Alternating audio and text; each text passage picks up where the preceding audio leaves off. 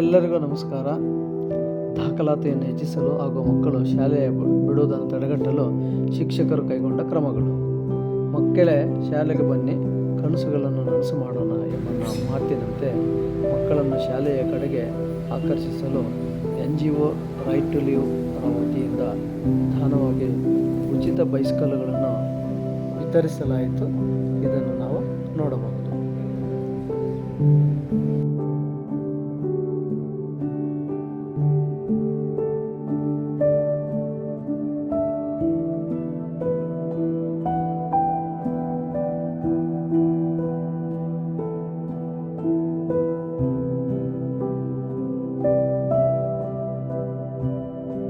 ಕಾಯ್ಕೊಂಡಿದ್ದಾರೆ.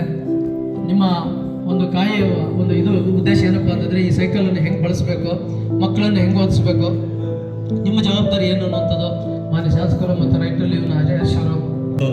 ಒಟ್ಟಾರೆ ನಮ್ಮ ಉದ್ದೇಶ ಏನು ಅಂದರೆ ಮಕ್ಕಳು ಗೈರು ಹಾಜರಿ ಆಗಬಾರ್ದು, ಹಾಗೇನೆ ಸಂಪೂರ್ಣವಾಗಿ ಶಾಲೆಗೆ ಬರುವ ಹಾಗಿರಬೇಕು ಅಂತ ಈ ಒಂದು ಪ್ರಾಸ್ತಾವಿಕ ನುಡಿಗಳನ್ನು ಹೇಳುತ್ತಾ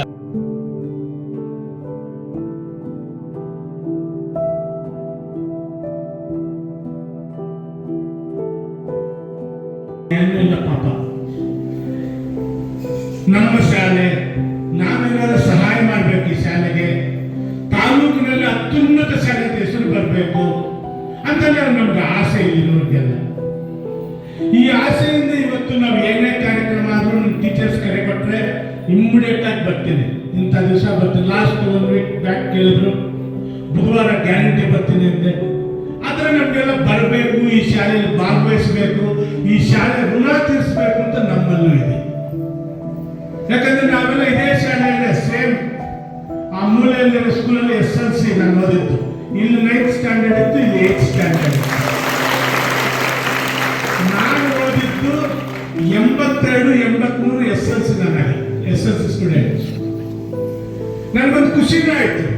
ಆಗಿದ್ದು SLCಯಲ್ಲಿ 76 ಜನ, ಈಗ ಹೆಚ್ಚು 50 ಜನ ಇದ್ದಾರೆ. ಅಂದ್ರೆ ಎಷ್ಟೇ ಪ್ರೈವೇಟ್ ಸ್ಕೂಲ್ ಬಂದರೂ ನಮ್ಮ ಸರ್ಕಾರಿ ಶಾಲೆ ಗಣಿತ ತಕ್ಕಿಲ್ಲ ಅಂತ ನನಗಂತೂ ಖುಷಿ ಆಯ್ತು ಇವತ್ತು.